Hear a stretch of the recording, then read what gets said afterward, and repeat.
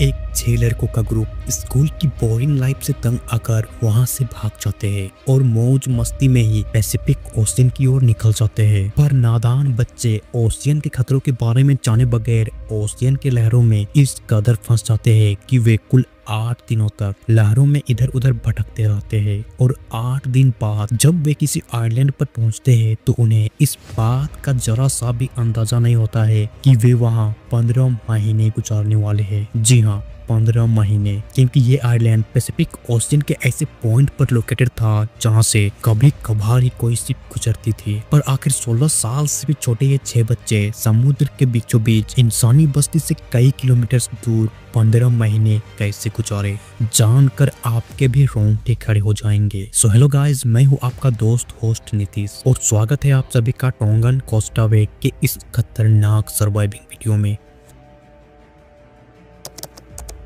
1965 टोंगा।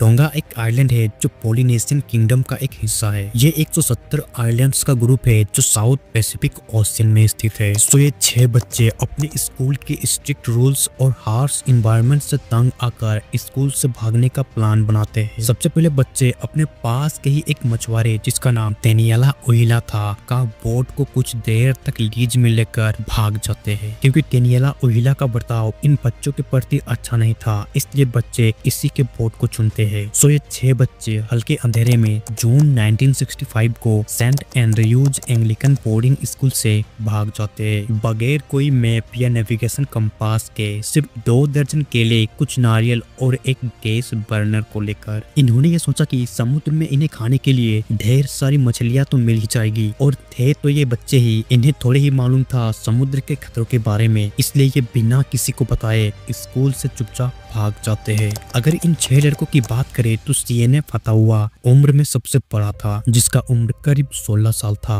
और इसके बाद स्टीफन आता था, जबकि उम्र में सबसे छोटा 13 साल का एक लड़का था। शुरुआत में तो सभी ने सफर का पूरा मजा लिया, लेकिन जैसे जैसे समय बीतता गया वैसे वैसे चीजें बिगड़ना भी शुरू हो गई।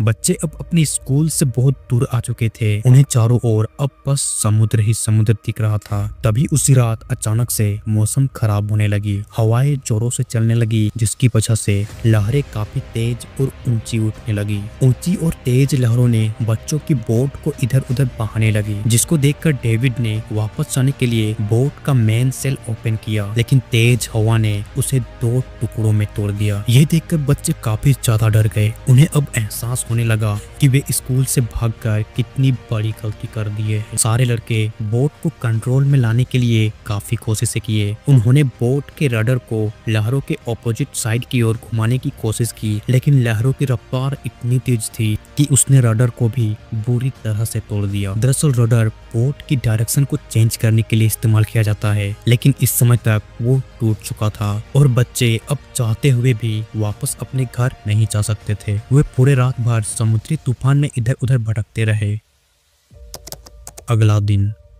अगले दिन जब सुबह हुई तो पूरे स्कूल में ये खबर फैल चुका था कि 6 लड़के स्कूल से भाग चुके हैं। पहले तो स्कूल वालों को लगा कि ये 6 बच्चे भाग कर शायद अपने घर गए होंगे, और जब ये बच्चों के पेरेंट्स से कांटेक्ट किए तो उन्हें पता चला कि लड़के घर नहीं आए। तो ये बात सुनकर स्कूल और बच्चों के पेरेंट्स सभी घबरा गए और तुरंत बच्चों की सर्च शुरू कर दिए। बच्चों को खोजने के लिए पुलिस, स्कूल और उनके पेरेंट्स सभी ने पूरी जोर लगाई, पर उन्हें कुछ हासिल नहीं हुआ। जिस मछुआरे के बोट को चुरा कर बच्चे भागे थे, उस मछुआरे के कहने पर पुलिस ने बच्चों को समुद्र में भी काफी ढूंढा, पर उन्हें सच में कुछ हासिल नहीं हुआ। अंत में सभी ने हार मानकर ये मान लिया कि सभी बच्चों को समुद्र निगल लिया होगा। इधर सभी बच्चे 8 दिनों तक समुद्र में इधर उधर लहरों में भटकते रहे, और 8 दिन बाद फाइनली उन्हें दूर एक आइलैंड दिखा। बच्चे आइलैंड को मिस नहीं करना चाहते थे, इसलिए वे समुद्र में ही कूद गए और तैरते हुए वहां तक पहुंच गए। इस वक्त तक सभी 6 बच्चे जिंदा थे, पर अब यहाँ से वे कितने देर और दिनों तक जिंदा रह सकते हैं, उसकी रियल जर्नी शुरू होने वाली है, क्योंकि बच्चों के पास न ही सर्वाइविंग का कोई नॉलेज था और न ही खाने का कोई सामान, क्योंकि जो खाना वो अपने साथ लाए थे वो पहले ही खत्म हो चुका था। 6 बच्चे जिस आइलैंड पर पहुंचे थे वो आइलैंड पैसिफिक ओशियन का एक छोटा बेरान आइलैंड था, जिसका नाम एटा आइलैंड था। ये आइलैंड इंसानी बस्ती से करीब 160 किलोमीटर दूर था, यानी बच्चे इंसानी पहुंच से बहुत दूर थे। पर शायद ये बात बच्चों को नहीं पता था। इस वजह से ये अब भी ये आस लगाए हुए थे कि उन्हें लेने कोई ना कोई आता ही होगा। पर हफ्तों गुजर गए और उन्हें लेने जब कोई नहीं आया तो बच्चे धीरे धीरे ये समझने लगे कि वे अब शायद यहीं अपनी बची जिंदगी गुजारने वाले हैं। एक हफ्ते गुजर चुके थे और बच्चे अब तक किसी तरह जिंदा थे।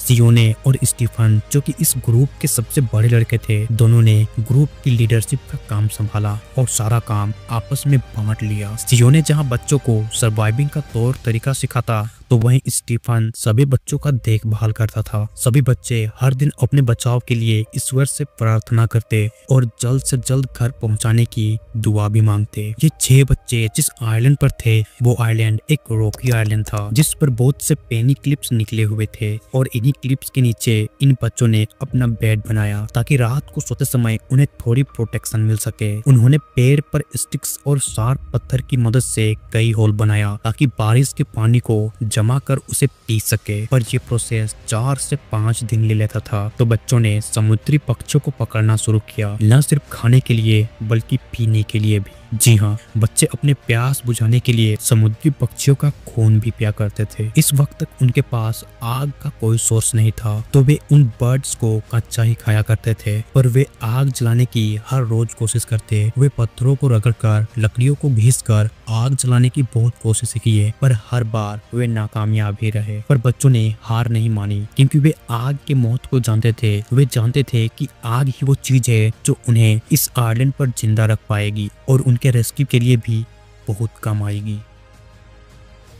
6 महीने बाद, लगातार चितौर मेहनत करने के 6 महीनों बाद वे आग को जलाने में फाइनली कामयाब हो ही गए। और आग कभी बुझ न पाए इसके लिए एक बच्चे को इसका ध्यान रखने के लिए कहा गया। अब वे कच्चा हुआ मीट की जगह पके हुए मीट खाया करते थे और वे कम से कम 2 समुद्री पक्षियों को पकड़ते थे ताकि वे अच्छे से खा सके। 6 महीने गुजर चुके थे। बच्चे अब यहाँ जीने के तौर तरीके भी सीख चुके थे, पर कभी कभी ये आपस में ही लड़ जाते थे क्योंकि उन्हें घर की यादें अब भी आती थी। वे हमेशा खुद को कोसते और कभी कभी दूसरों को यहाँ फंसाने का दोष भी दे दिया करते थे, जिस वजह से इनके बीच लड़ाइयाँ भी हो जाती थी। पर कुछ दिन बाद सब ठीक हो जाता था। दिन गुजरते गए, महीने और उन्हें फंसा हुआ साल भी। वे समुद्री पक्षियों को खाकर जिंदा थे। तभी एक दिन स्टीफन पक्षियों को पकड़ने के लिए ऊंचे माउंटेन पर चढ़ रहा था। तभी चढ़ते समय उसका पैर फिसला और नीचे गिर गया। नीचे गिरने के दौरान वो जोर से चिल्लाने लगा क्योंकि जहाँ से वो गिरा वो एटा का सबसे ऊंचा माउंटेन था। पर हैरानी की बात यह थी कि इतना ऊपर से गिरकर भी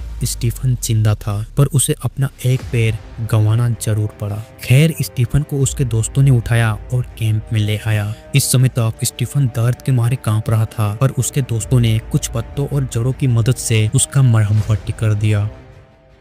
10 महीनों बाद, 10 महीने गुजर चुके थे। बच्चे आइलैंड को एक्सप्लोर करने के लिए अब अंदर भी जाने लगे थे और इधर स्टीफन भी अब चलने लगा था। हालांकि वो पूरी तरह से ठीक नहीं हुआ था, पर फिर भी वो चल सकता था।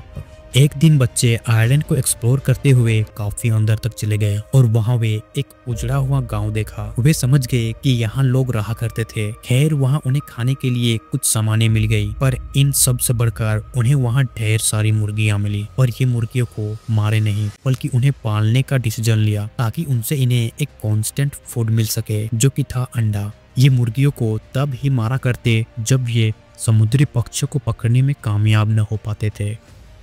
1 साल बाद इन सभी बच्चों ने रेस्क्यू की सारी होप छोड़ दी थी और उन्होंने ये बात एक्सेप्ट कर ली थी कि अब शायद से उन्हें बाकी की जिंदगी इसी आइलैंड पर गुजारनी पड़ेगी। और इसीलिए उन्होंने एक परमानेंट शेल्टर बनानी शुरू कर दी। ये अब हर जरूरत की चीजें लगानी शुरू की जो इन्हें जिंदा रखने के लिए जरूरी थी। खैर, बच्चों ने इसे ही अब अपना घर मान लिया और अब बिना किसी होप के खुशी खुशी जिंदगी गुजारने लगे। लगभग 15 महीनों तक इस आयरलैंड पर बदतर जिंदगी गुजारने के बाद फाइनली इनकी किस्मत अब बदलने वाली थी, क्योंकि पीटर वार्नर, जो कि आर्थर वार्नर के सबसे छोटे बेटे थे, एक एडवेंचर पर निकले थे। आर्थर वार्नर उस समय ऑस्ट्रेलिया के सबसे बड़े बिजनेसमैन और पावरफुल शख्स में से एक थे। जब पीटर एटा आइलैंड के करीब से गुजर रहे थे तो वे आइलैंड पर धुआं देख हैरान हो गए, क्योंकि उन्हें पता था कि इस आइलैंड पर कोई नहीं रहता है, बावजूद वहां धुआं कैसे हो सकता है। इसी को जानने के लिए पीटर आइलैंड को करीब से देखने के लिए उसके पास जाने लगे। इधर बच्चे बोट की आवाज सुन वे भी किनारे पर आने लगे। जब पीटर किनारे पर बच्चों को देखा तो वो और ज्यादा हैरान हो गया। बच्चे पीटर को देख बहुत ज्यादा खुश हुए, इतना कि वो सब रोने लगे। जब बच्चों ने पीटर को अपनी सारी स्टोरी बताई तो पीटर को यकीन ही नहीं हुआ, पर जब उसने पता लगाया तो वो भी हैरान हो गया बच्चों की बहादुरी और कारनामे को देख। फाइनली बच्चे पीटर के साथ आइलैंड को अलविदा कहकर अपने घर की ओर रवाना हो जाते हैं। पर घर पहुंचते ही पुलिस बच्चों को गिरफ्तार कर लेती है, क्योंकि तानियला उहिला, जिसका बोर्ड लेकर बच्चे भागे थे, उसने इन बच्चों पर केस दर्ज कर दिया था। पर कुछ दिनों बाद पीटर के कहने पर तानियला उहिला अपना केस वापस लेता है और कुछ दिन बाद पीटर ने इन बच्चों का एक डॉक्यूमेंट्री बनाया, जो कि आप यूट्यूब पर देख भी सकते हो। सो गाइस, ये थी स्टोरी टोंगन कोस्टावे की। यह स्टोरी आपको कैसी लगी कमेंट में जरूर बताना, और ऐसे ही वीडियोस के लिए चैनल को भी सब्सक्राइब जरूर कर लेना। और अगर आपने वीडियो को यहाँ तक देखा तो आपका बहुत बहुत धन्यवाद।